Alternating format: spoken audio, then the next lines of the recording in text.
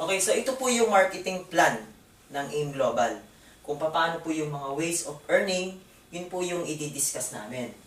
Actually, meron po tayong 6 ways of earning dito po sa ating company. Ito po, kagaya po ng isang karaniwang negosyo sa iba't ibang paraan ng kitaan, kaya lang ang maganda po dito sa ating kumpanya, sa iisang business is almost 6 times ka pong binabayaran. Ano po? Paano yan? Unang-una po yung tinatawag nating retailing. Ano po? I-retail po natin yung mga product ng AIM Global, which is 25% po yung magiging commission natin or profit. Ano po? For example po, yung ating C24/7, ang value po na isang box ng C24/7 is 1,200 pesos.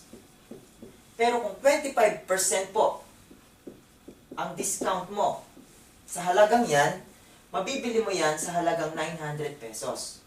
What if meron kang mga customer na po, na gustong lumakas ang katawan, gustong gumaling yung kanilang mga karamdaman, na po, or gusto nilang gumamit ng mga vitamins, ito pong product po natin, po pwede pong i-offer ninyo sa kanila. At kapag bumili po sila, magkakaroon po kayo ng commission na 300 pesos.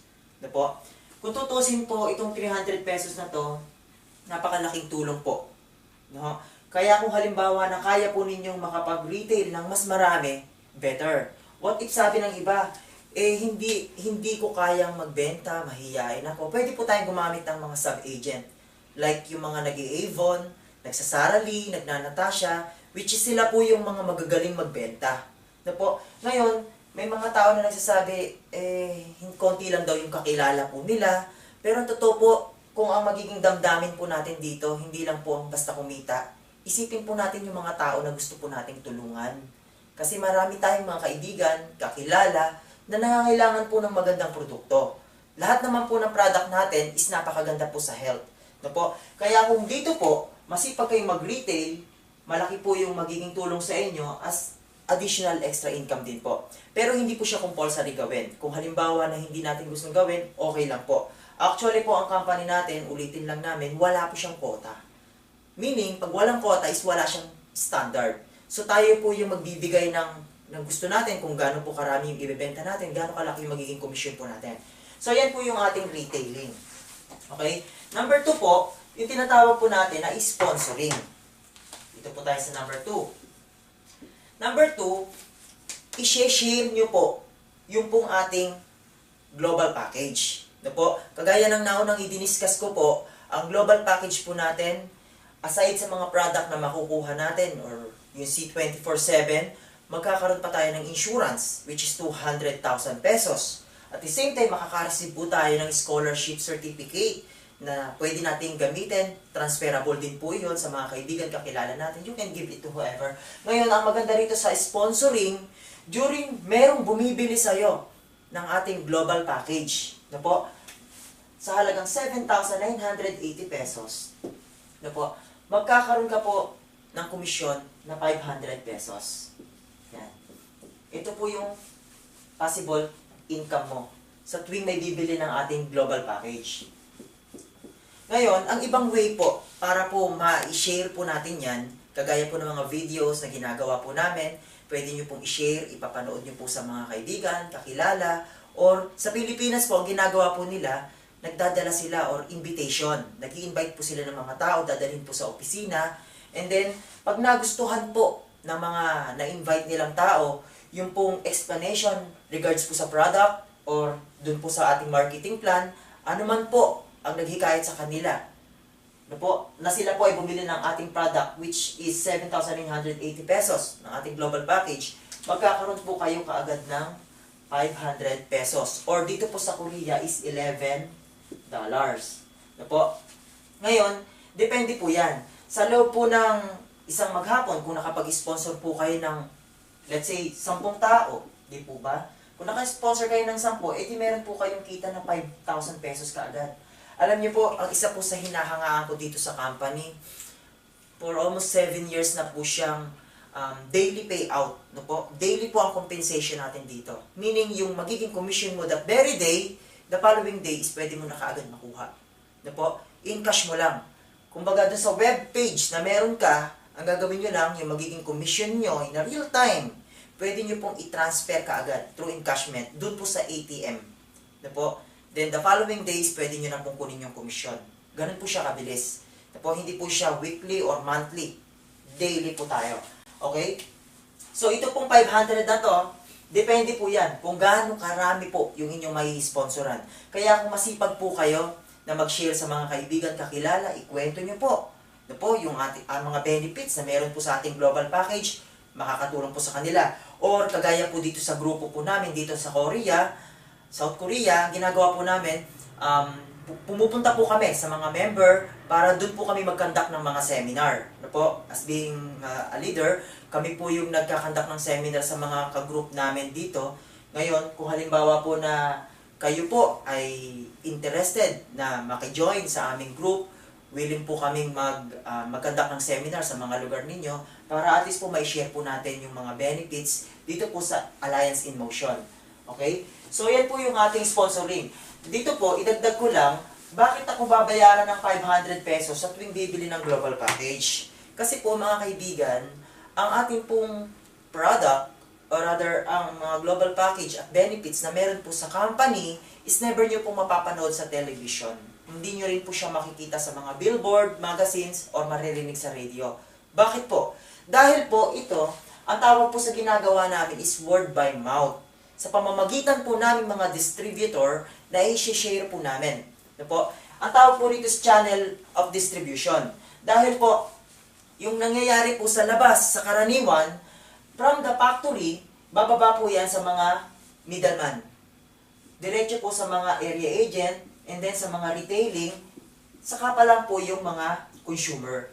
So, ganyan po yung channeling ng pagdidistribute ng product. Hindi po yung kapag halimbawa, kalapit mo lang ng bahay. For example, yung mga sachet ng shampoo. Halimbawa, ito po yung factory. Na po, pwede bang kahit kapit-bahay mo yan, dito ka bibili? Hindi po pwede. Kailangan may mga dadaanan yan. Na po, pag dumaan yan sa mga to, saka pa lang po yan makakarating sa inyo. Kaya kung ang halaga ng shampoo na binibili mo is halagang 7 pesos or 7.50, probably dito po, baka 2.50 lang ang cost niyan. Di ba? Ngayon, yung magiging bayad po sa mga ito, parang kagaya po sa atin, kung ito po yung Nature's Way, na po, dito po ginagawa yung mga product po natin, direct, ito po, tayo po yung mga consumer, ibinibigay po agad sa mga distributor. No po, ganun po siya kabilis. Kaya po yung mga magiging bayad sa mga ito, kagaya ng middleman, area agent, mga retailer, dealer, automatic, mapupunta na po kaagad sa atin.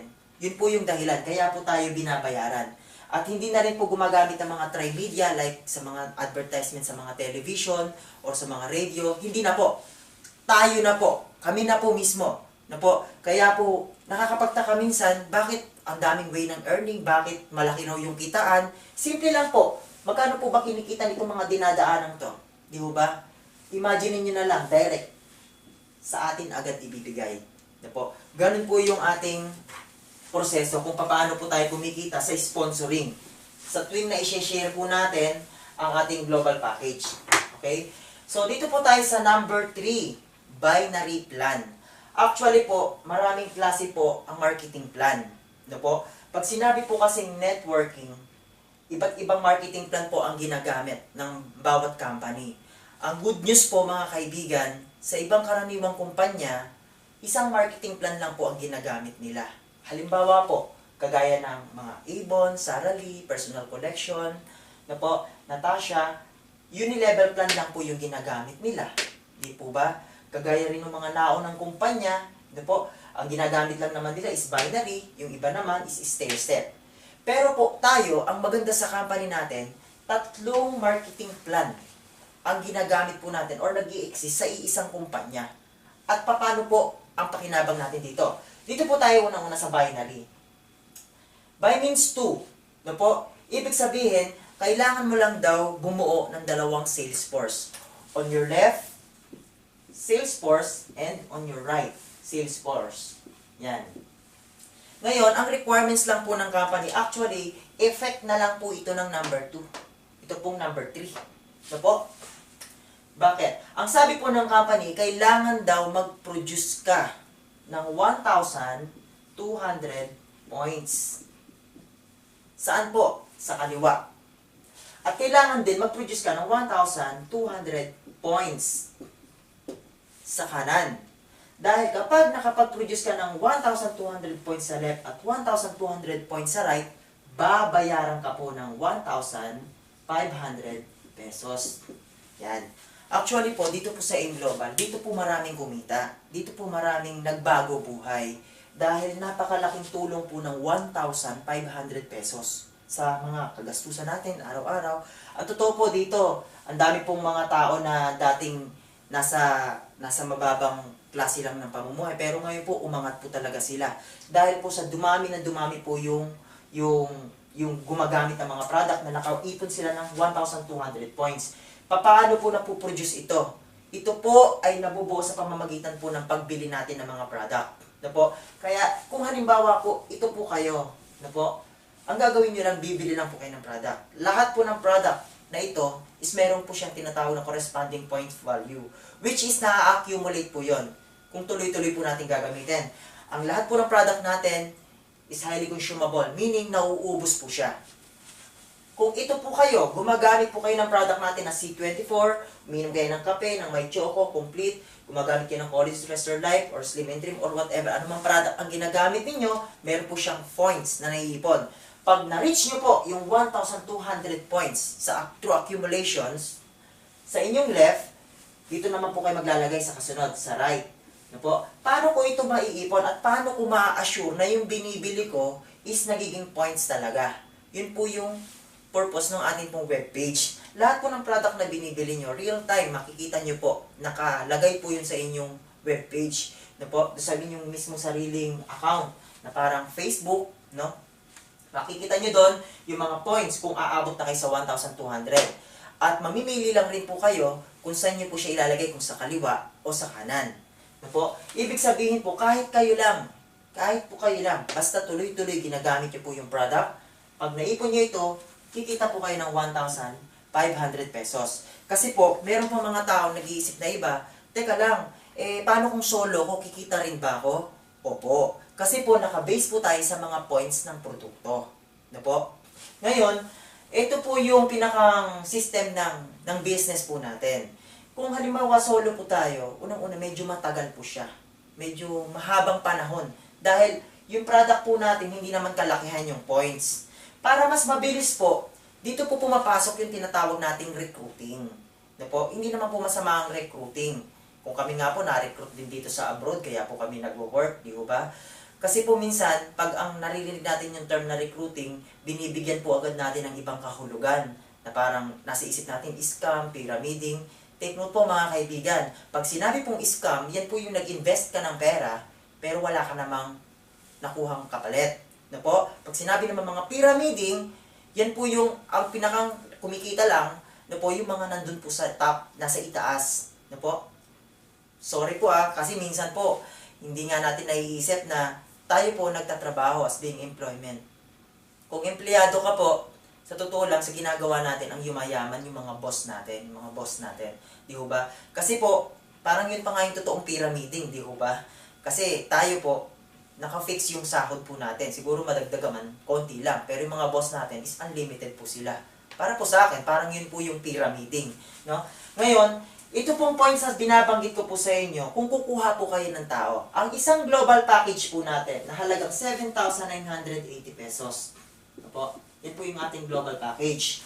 Equivalent po yan ng 1,200 points. So, ibig sabihin, kung kayo po ay makakapagbenta or makakapag-sponsor no po, ng ating global package, it's equivalent na po ng 1,200 points. Pwede nyo po siyang ilagay sa kaliwa or pwede nyo rin siyang ilagay sa kanan. Let's say, nakakuha ka ng isa, nagkaroon siya ng interest sa ating scholarship program. Ibig sabihin, itong isang global package na ito, meron ka na pong available na 1,200 points. Ngayon, kailangan po, meron siyang kamatch dito sa kabila. Na po? Hahanap ka ulit ng isa pang kaibigan or kakilala na willing bumili ng ating global package para ma-produce nyo po yung 1,200 points. During meron pong mga tao bumibili ng global package, nagkakaroon ka po ng 1,200 points. Ang napakaganda po, ito pong business na ginagawa natin is tulungan po siya. Paanong paraan po? Kasi po, ang sabi po ng company, isa sa kaliwa, isa sa kanan. So meaning, dalawa lang po ang paglalagyan mo. Tatanungin ko po kayo, dalawa lang po ba kakilala ninyo? Siyempre, meron pa pong iba. Sa ibang kakilala o kaibigan ninyo, pwede po kayo maglagay sa ilalim nila. Hindi naman po kayo pwede maglagay sa itaas dahil dalawa lang po. Ibig sabihin, kung meron pa kayong kaibigan kakilala, pwede po kayo maglagay sa ilalim nila. O sa ilalim itong isa. No po? Pwede pong manggaling po sa inyo, pwede rin manggaling sa kanila. Kung halimbawa po, no, meron po kayong inilagay sa ilalim nila na isa nyo pang kakilala. At ito naman po, isa pang nakuha nyo sa kanan, ay naglagay din po kayo ng isa nyo pang kakilala. No po? Ibig sabihin, meron ka ulit 1,200 points sa kaliwa at meron ka ulit 1,200 points sa kanan, babayaran ka po ulit ng 1,500 pesos. No po? Basta meron po kayo, no, na pumapasok na tao na bumibili ng global package. What if ang senaryo, sila naman po yung naglagay ng tao. No po? Meron silang kaibigan, kakilala, nagkaroon ng interest sa produkto, ganon din po itong kabila. Magkakaroon ka ba ulit ng 1,500 pesos? Opo, dahil equivalent po yan ng 1,200 points. At ito rin kabila, 1,200 points. Hanggang sa dumami po yan. No po? Lahat po sila is equivalent ng 1,200 points. Nagkakaroon lang po ng match. Ang tawag po dyan is match sales bonus. No po? Ngayon, kung ganito po ang nangyari, no? Halimbawa po na dito po sa kabila, dumami po ng dumami yung mga tao. Yan. Pagdating po dito sa kabila, tumigil po sila. Let's say, gumagamit lang po sila ng product. No po? Uulitin ko lang, ang bawat product po natin is meron pong corresponding point value. So meaning, lahat po ng product na ginagamit nila, na-accumulate po yung points. No po? Pag umabot po yun ng 1,200 points, hahanap po yun ng kamatch dito po, no? Sa mga taong nandito sa kabila. Kaya kahit sila ay nagre-recruit, dumadami, at dito naman po gumagamit lang ng product, pwede pa rin pong magkaroon ng commission ng 1,500 pesos. No po? Ganun po kaganda yung ating binary plan dahil ang minamatch po rito hindi lang tao sa tao.